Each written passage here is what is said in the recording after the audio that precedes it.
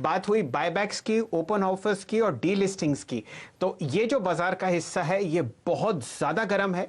एक से एक बढ़िया आपको कंपनी इस जरिए को भापती हुई दिखेगी, क्योंकि वैल्यूएशंस आपको 10 साल के लो पर दिखेंगे, बहुत जबरदस्त ब्लू चिप्स के, और बहुत सारे प्रमोटर्स जो हैं वो आपको डीलिस्टिंग या ओपन ऑफर या बायबैक्स की तरफ बढ़ते हुए दिखेंगे। या तो वो आप अपना स्टेक बढ़ाते हुए दिखेंगे, या आपको ऐसा दिखेगा कि कई ऐसी कंपनीज हैं जो डीलिस्ट हो रही हैं, और उनमें से एक फोर्टिस भी है जिसका ओपन ऑफर सुप्रीम कोर्ट में आपको फंसता हुआ दिखेगा।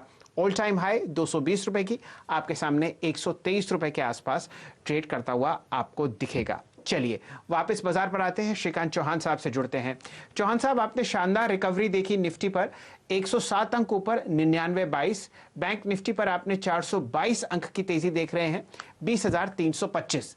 बताइए कल के सत्र के लिए कौन से ऐसे दो स्टॉक्स आपको मजबूत लगते हैं निफ्टी पर और बैंक निफ्टी पर, और आप एचडीएफसी बैंक चूज नहीं कर सकते? बिल्कुल, इनफैक्ट अगर मार्केट का जैसे रिकवरी पैटर्न बना है शैल जी, ये काफ़ी इंटरेस्टिंग है, क्योंकि अगर आप कल के लोज देखेंगे तो वो थे लोज 9726 के निफ्टी कैश के लेवल्स, और आज के लोज थे इतने पैनिक में 9728 के। और अगर आप पुट राइटर्स के अगर पोजीशंस के अगर कॉस्टिंग को निकालते हो तो वो तकरीबन आ रहे थे कुछ 9700 के करीब के। तो एक बात तो तय हो गई है कि 9700 जब तक नहीं टूटेगा तब तक मार्केट सेफ हैंड्स में रहेगा, और चूंकि मार्केट में हायर बॉटम बना है और आज के दिन में डबल बॉटम बना है, तो मुझे लगता है मार्केट एक बार 10,150 के लिए भी जा सकता है।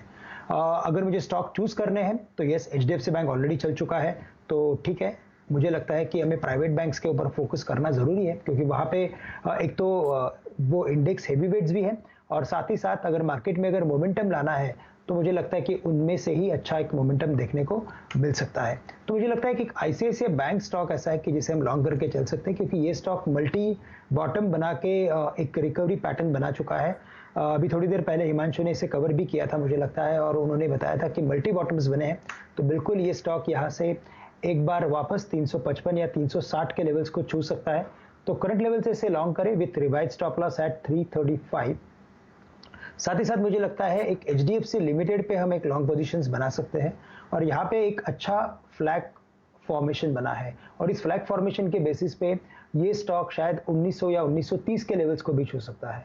तो करंट लेवल से एक एचडीएफसी लिमिटेड भी बाय किया जा सकता है, और यहाँ पे हमें जो स्टॉप लॉस रखना है वो तकरीबन रहेगा 1790 रुपए का, और टारगेट्स रहेंगे 1790 से लेकर 1800 रुपए के। ओके, तो एचडीएफसी लिमिटेड ये स्टॉक देखिए, आज बाजार खुलने के बाद पहला स्टॉक था जिस पर हमारी नजर पड़ी थी, और दिन के दौरान उथल पुथल जरूर हुई, लेकिन फाइनली 4% ऊपर बंद होता हुआ। एक छोटे बैंक पे नजर रखिए, ये भी हमने बाजार खुलते समय आज मार्क किया था, वो है सीएसबी बैंक।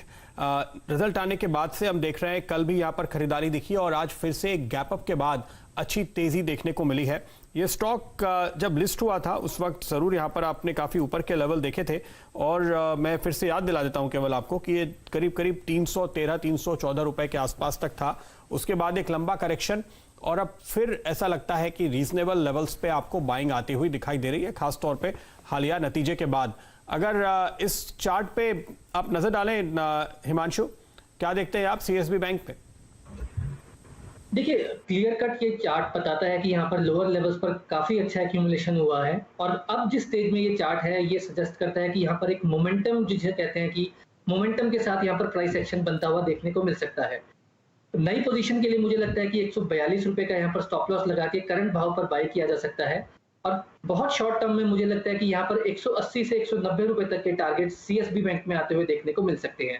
तो यहाँ पर एक काफी अच्छा सेटअप, पॉजिटिव सेटअप बनते हुए देखने को मिलता है, और करंट लेवल्स पे खरीदारी की राय आपको मिल रही है सीएसबी बैंक पे। आज अगर आप देखिए तो करीब 8% की ये तेजी आपने देखी है, उसमें 3 से 3.5 गुना वॉल्यूम हुआ है, तो बहुत अच्छे वॉल्यूम के साथ आपको ये खरीदारी आती हुई दिख रही है, और चार्ट पे स्ट्रेंथ नजर आई है।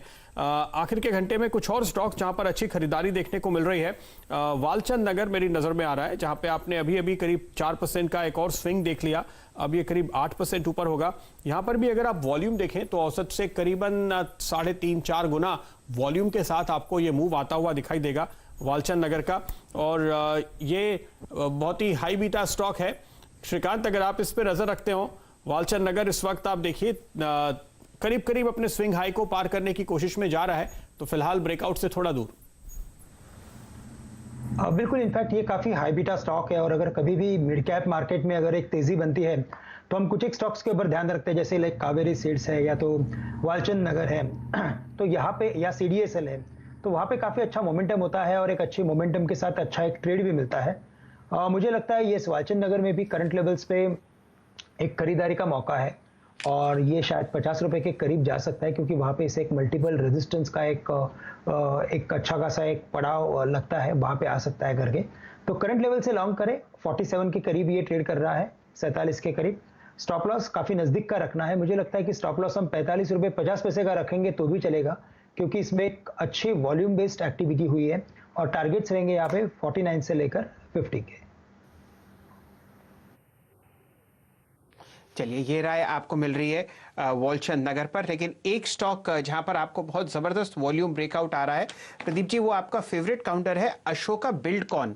यहां पर आप देखिए लगभग मेरे ख्याल से 58 लाख शेयर ट्रेड हो चुके हैं और बाजार में खबरें गर्म हैं कि इन्होंने अप्रैल 1 से जो प्राइस हाइक ली है अपने टोल कलेक्शंस में, वहां पर इनको लगभग जो 85% का प्रीवियस लेवल था वो आपको आता हुआ दिखेगा। और यहाँ पर जो ऑपरेशंस हैं वो इनको 3 या 4 महीने में वापस नॉर्मलाइज होते हुए दिखेंगे। जो लेबर अवेलेबिलिटी है इस कंपनी की वो लगभग 50 से 65% आपके सामने वापस आती हुई दिख रही है। ये प्रश्न आपके लिए है श्रीकांत जी। यहाँ पर एक बहुत अच्छा मूवमेंट आपको आते हुए देख रहे हैं।